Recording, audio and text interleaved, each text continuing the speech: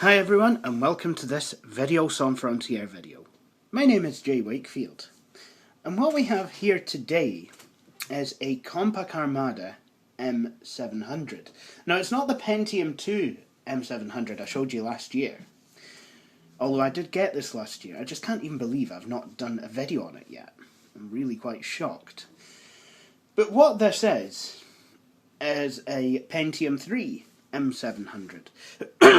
Now, when Compaq moved away from the 4-digit model numbers, you know, with their Armadas, you know, like the 7400, 7700, 7800, 1590, that sort of thing, you know, and started moving on to, you know, a letter followed by 3 numbers, like the E500 and the M700, it seemed to me that what they did is they had just a few models, but those models would run the gamut of late 90s, early 2000s specifications. What I mean is this. You have seen me with my regular Compaq Armada E500, the 700 MHz version, but you've also seen me with a big screen Compaq Armada E500 with a 1 GHz processor. Now, if I were to tell you that Compaq Armada E500s were available as a... Oh, blooming hate YouTube videos autoplay. If I was to tell you that Compaq Armada E500s were available also as Pentium IIs... Yeah, so like I said, they did kind of run the gamut a wee bit. And you can get the M700s with 800 MHz processors. I'm not sure if you can get anything higher, like a 1 GHz. But you'll know that I own a 366 MHz Pentium II version of this computer. Now, it's not just the processor that sets this computer apart. I'm not talking about RAM or hard disk here, things that can be easily changed. This has got a larger screen that's slightly off-centre. It reminds me of my ThinkPad R61 in a way. But it is quite a nice display. It's still XGA, but you know, I'm quite happy with that because it, you know, I'm not actually too keen on these small displays with uber high resolutions. You know, things like the Dell Latitude D600 and another machine that I've recently acquired, which of course I will be showing you in due course. So, what is this machine's story then?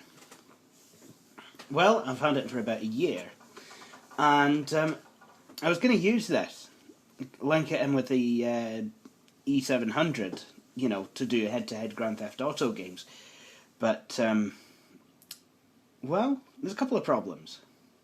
One of them quite major, that needs to be sorted. One of them that's really irritating, but is not essential, but I'm going to sort it out anyway, because it's really irritating. Our first problem is this. The key won't come off now, but this key, it seems to be making a bed for freedom, the up arrow. Let me bring you closer there. See how this key is angled at about 45 degrees? That shouldn't be happening. And it seems to me that the scissor mechanism underneath could be broken. So what I've done is I bought a whole new keyboard, and I might keep this one for spares. So that's the first thing we're going to do.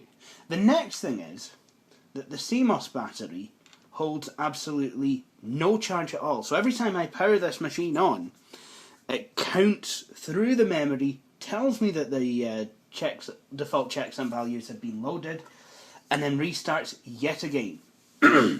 That is very annoying. And it can add, it can add a minute or so onto the startup time. This system, I think, has got 320 megs of RAM. It takes quite a while to count through all that. So what we have here, if I can refocus, what we have here is a CMOS battery. And of course I'm going to get another one for another one of my Compaqs. So without further ado, what we're going to do is we're actually going to fix this machine. Now, to get this keyboard out is actually quite easy to do. All you really have to do is just slide these tabs. Kind of reminds me a bit of the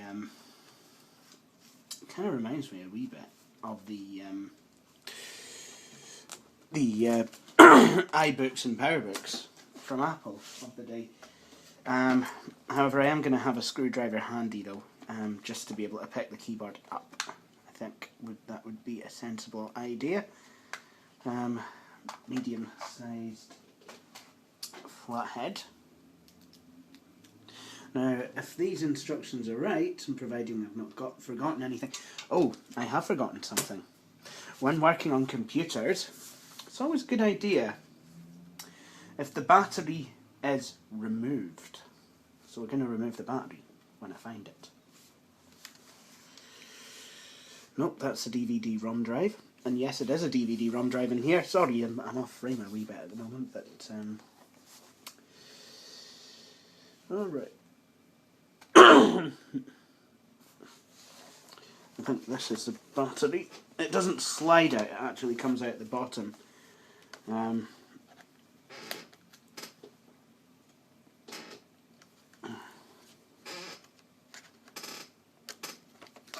Alright, that's the battery liberated. Not that it has any charge in it. Yeah.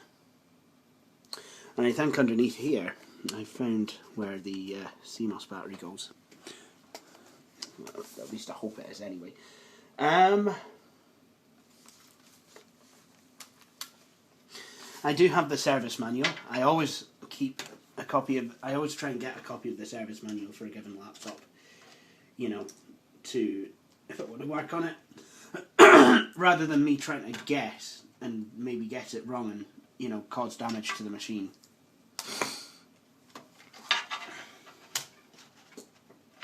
Okay, so that's the keyboard. It was very simple. Oh no, I think CMOS battery could be here. I'm not too sure, but there's a couple of connectors there that I'm not entirely sure of, but yep. So what I need to do now is just remove the mouse, because it's got this has got a track point rather than an actual mouse. Sorry, this is actually quite fiddly. So naturally, I'm being as careful as I can. These are those slidey ribbon connectors. So, yeah, I think I've got it. Yep. Yes, I have. That was simple enough. And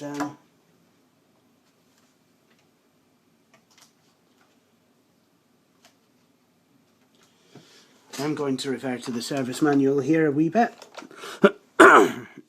If I've remembered to open it, that is. That would be... Oh.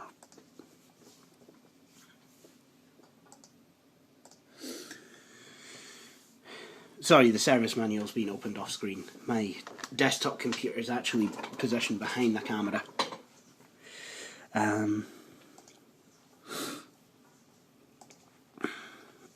For me, it's good to have a service manual because I can't always see where certain things are that I might need to ping eject or something. So it's good being able to, you know, kind of have at least some guidance as to where I'm looking. Obviously, as I get to know machines, you know, it's very simple.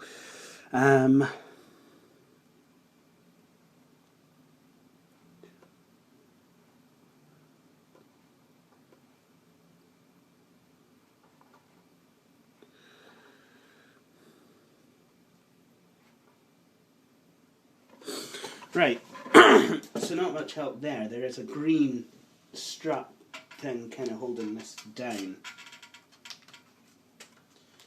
which I genuinely have no idea how to get rid of.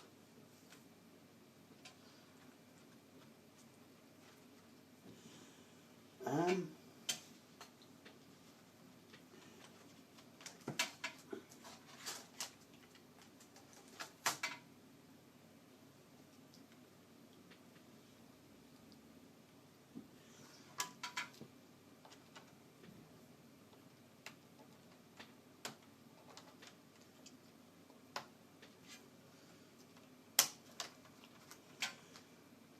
think I've got it. Yeah, I do.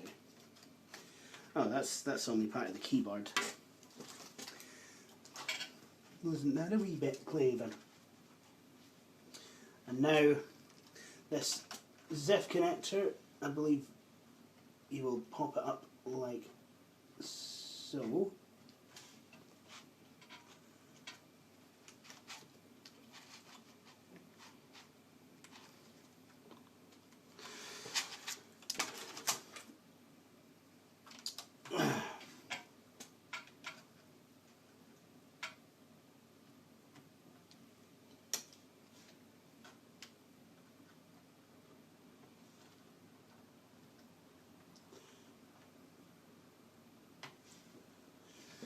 Here we go.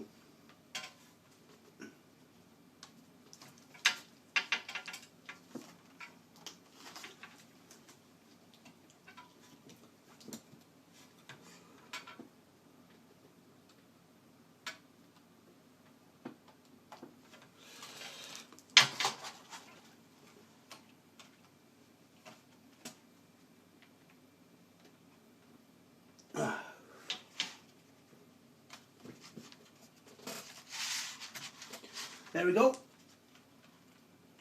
There we go. That's the keyboard removed. And now I'll throw in the other one. So, yep. Same sort of idea, except just in reverse. So, basically what I do here is I probably might just do it this way. Put the screwdriver down, as I'm not sure I'm going to be needing it at the moment.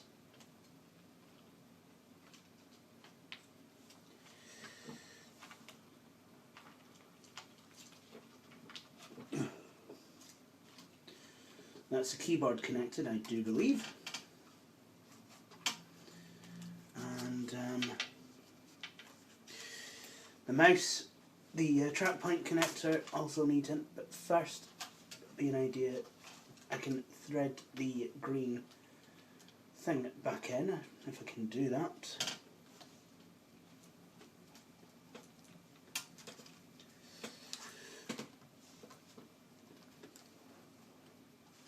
Oh, come on. In you go. Naturally, I don't want to be breaking anything. You know, these ribbon connectors are awful delicate. So, yeah.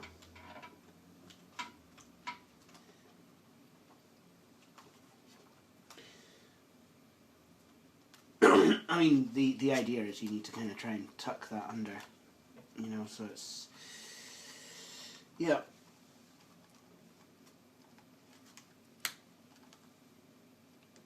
I think that's got it. Okay, so what we're going to do is we're going to, I'm just going to post this in. Oh, come on. There we go. That's it in, and I'm just going to lash this down. There we go. So that's the keyboard installed. Now, before I can do anything else, what I want to know is how to get to the RTC battery. That's a real-time clock battery, or CMOS battery.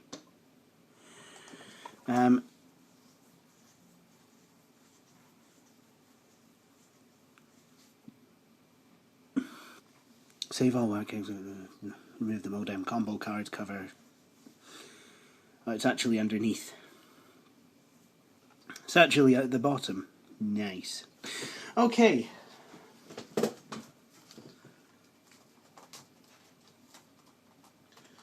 So I just need to insert this keyboard into the wherever it is the keyboard goes.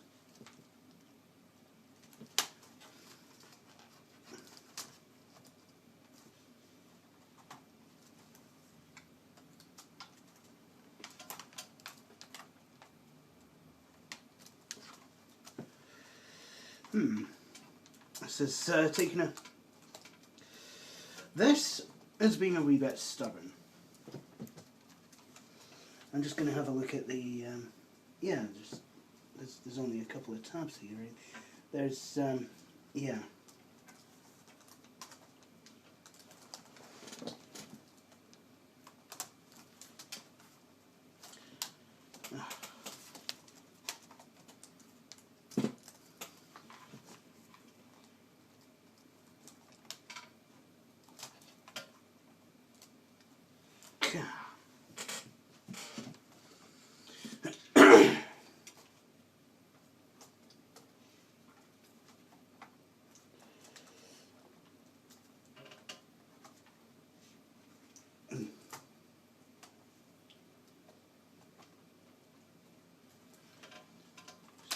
There we go. So I've got the wee tabs, just the opposite of what it was before. Just push them there. And that keyboard is secured. So now I need to turn this machine over and access this compartment here. Because that is where the CMOS battery lives.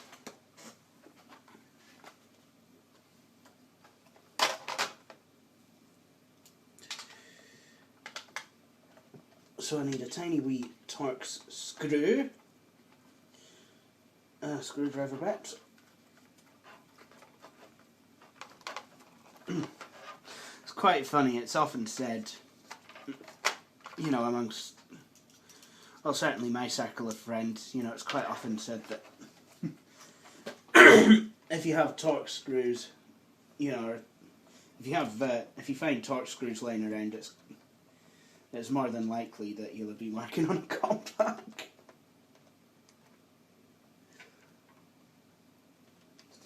And that is actually one of the, you know, more thankless parts of working on a Compaq, because if you don't have a Torx screwdriver, you have to kind of go and get one, and it's generally Compaqs that use them. Well, Apple use Torx screws as well, actually, nowadays. Well, certainly my 15-inch mid-2000, late 2009, mid-2009 MacBook Pro used Torx screws as well. I don't even know if... But, if you can't actually get a Torx screwdriver to play ball with your Torx screws, what you can do on a Compaq is use a flat-headed screwdriver, because the Torx screws actually have a line going through them. So you can actually use a flat-headed screwdriver. Look at that.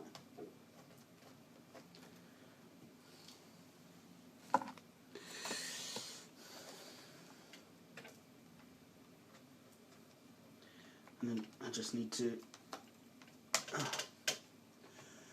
See, now I didn't see that other one there.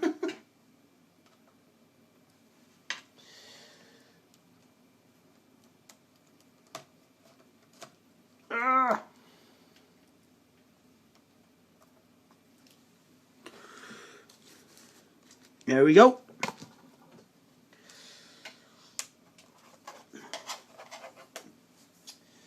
And there is the modem Ethernet combo card, and the CMOS battery is underneath there.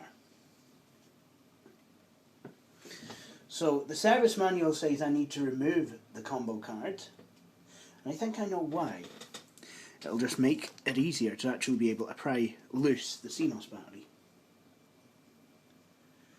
Now, as to removing the combo card, see, now that is going to be difficult because I don't know where the latches are.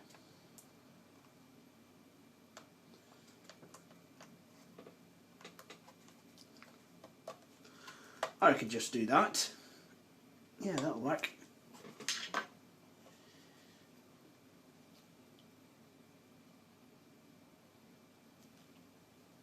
There's something sticking to this and I don't know what it is.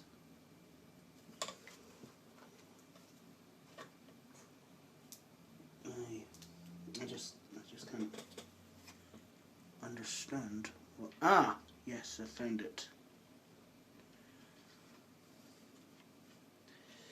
There's a wee connector.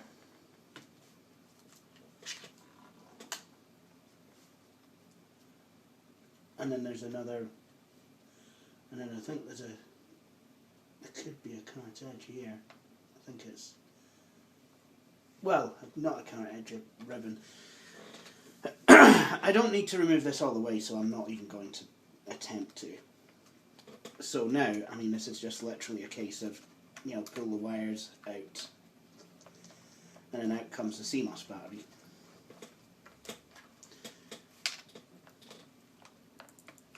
There we go. So there it goes. Dodgy CMOS battery out of the way. Good CMOS battery with a shorter cable going in. It's really quite funny because normally third-party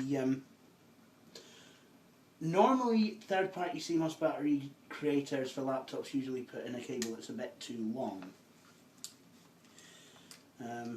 Certainly that's been the case in the past with ThinkPad batteries and Dell ones as well. And I always find this difficult. Which way up does it go? Because I'm, you know, not good with, you know, small things, you know, with my vision. I have to, you know, I actually have to do things, you know, by way of feel. And that can sometimes complicate things as well. So it's so I've really got to be careful. Seriously, I've got to,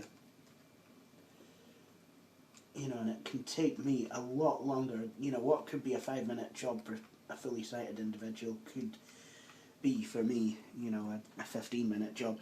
As well, I have the problems with, you know, being on the spectrum. You know, my fine motor neuron skills kind of prevents me from being able to do stuff like this at times. This is why, you know, my handwriting's never been any good. Oh, for goodness sakes, come on. Is it frustrating? Yes! Yes, it blooming well is.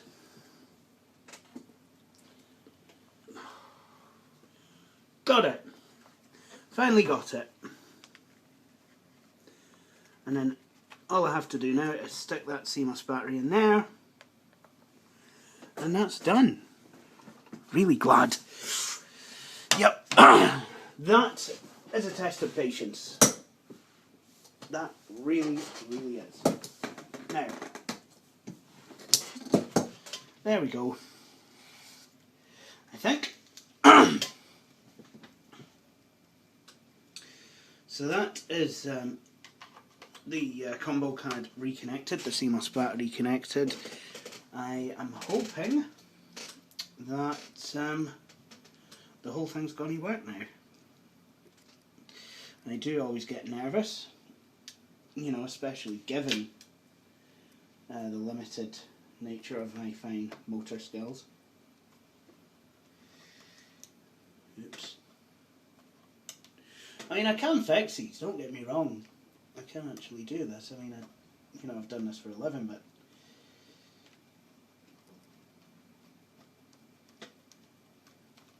obviously I've found things more difficult due to disability. But I guess that is just about being able to make reasonable adjustments and, tolerances and what have you, rather than writing someone off. There we go. That's one screw in, and here's the second screw.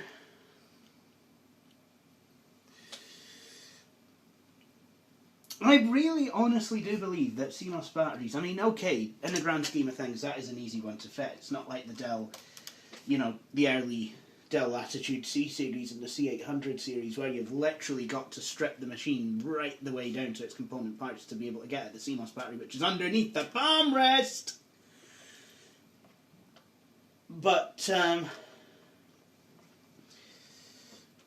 I think CMOS batteries need to be in a more accessible place, because a CMOS battery is something that a user might need to replace. Right, so I'm not going to put the battery in just yet. When I start this machine up, it is going to actually ask for the time and count the memory again, but hopefully it should only do that once.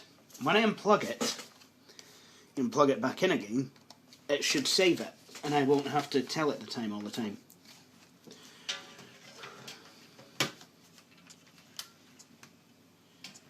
Yep. Well, the machine itself still works. So as you can see, it's counting through all the RAM again, every last megabyte. Actually, you can't, can you? Derp. Let's see now.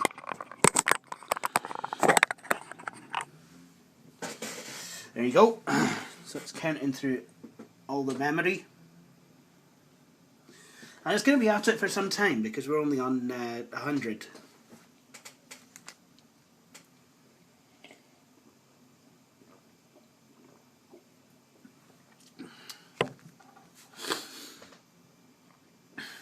I've passed the 128 mark now.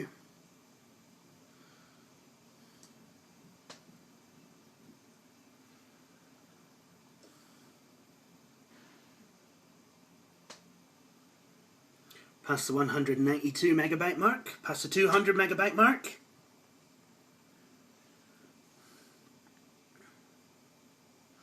Past the 224 meg mark.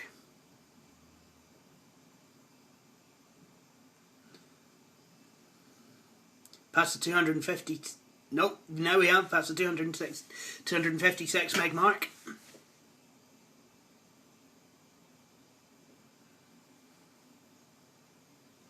We've passed the 300 mark.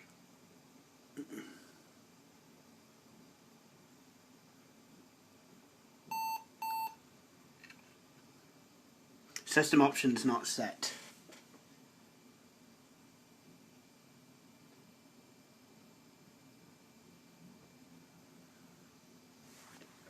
Does the keyboard work? We're away to find out. I think it does. Select this line and press F10. Well, that definitely seems to work.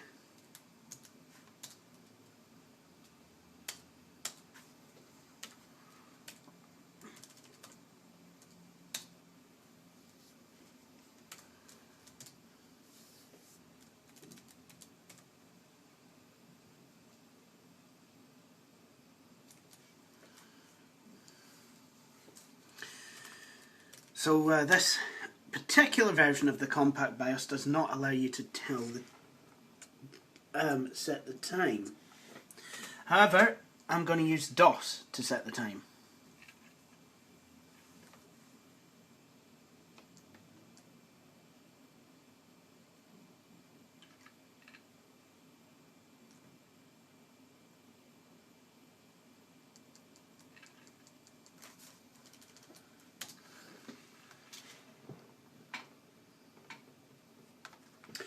I'm going to do a reinstall of the operating system, I think. So, date. Today is 26-04-2014. Time 20:30. Right, good.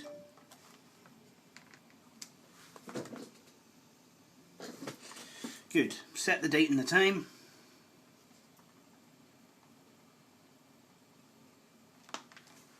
Switch the machine off. Unplugged it. I can confirm that no power is going to the machine at all. So the battery is... Actually, no. The battery is here. Now, hopefully, if this system is any good at all, well, if I've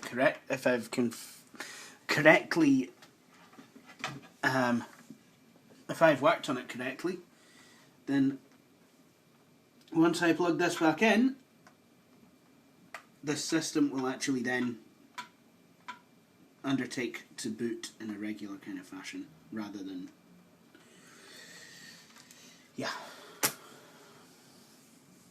rather than going through the whole rigmarole of counting up the RAM fully.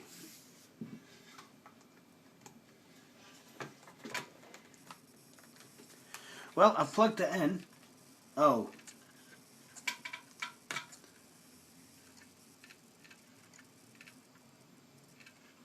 Well, it powered itself on. However, it's not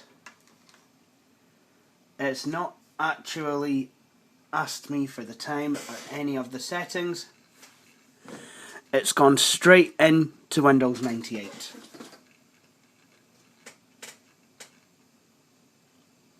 I think it'll power itself on because the battery's not in.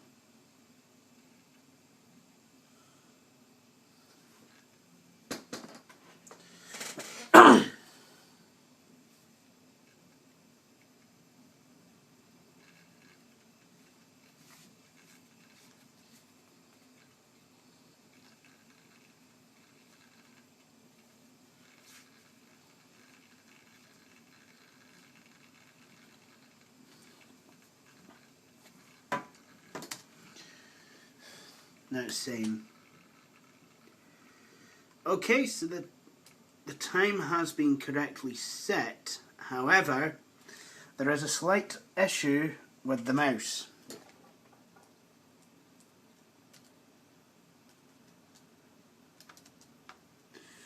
So I will need to actually go back and sort that out. But the CMOS battery is in okay.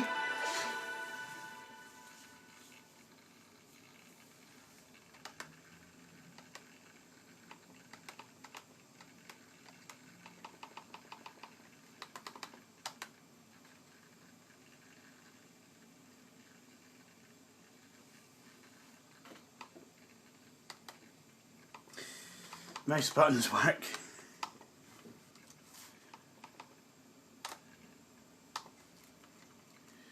So I probably didn't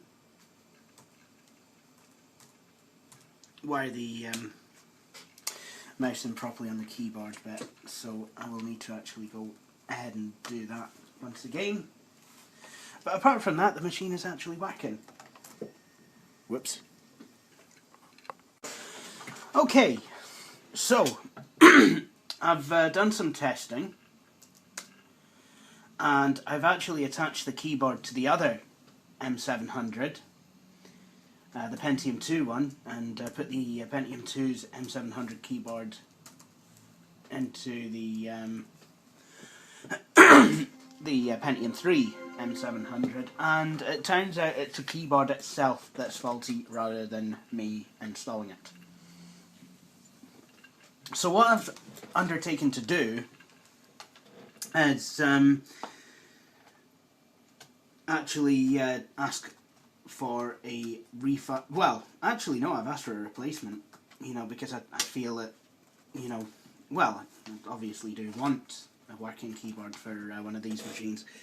So, as a result, like I said, I've asked for a replacement. So, now it's just a case of seeing if I can pry this keyboard loose again and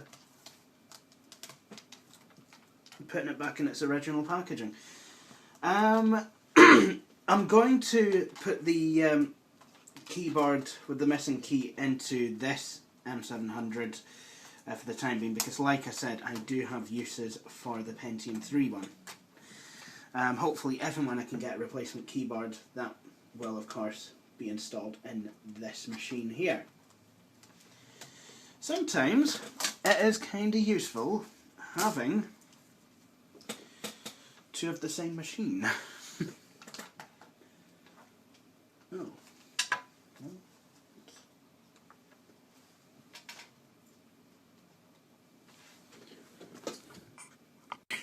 Alright, so the mouse is working absolutely fine.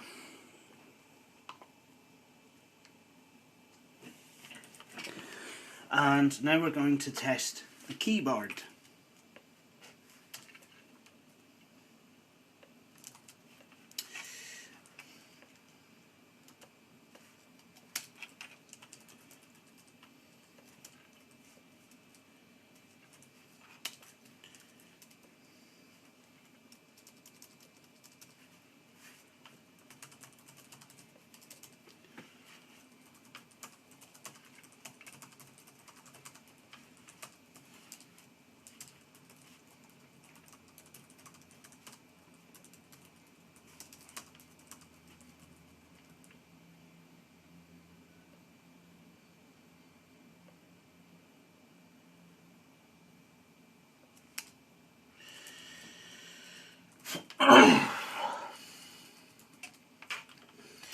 The delete key works, the enter key works,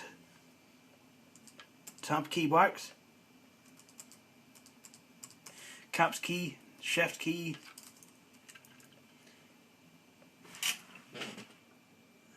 Oh, I forgot about that. System information, FN and escape. Compaq Armada M700. In fact, I've never seen that. I've seen that on ACERT. Not on Compaqs. Armada M700, 320 megs, Intel Pentium III, 650 megahertz. System BIOS 0804-2000. Keyboard revision 120399.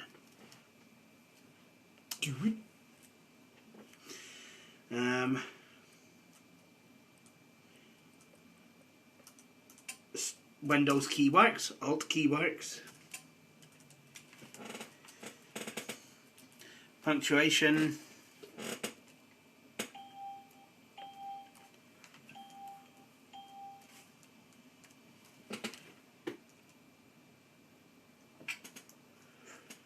There's really no way I can actually test the function keys unless I'm testing them properly.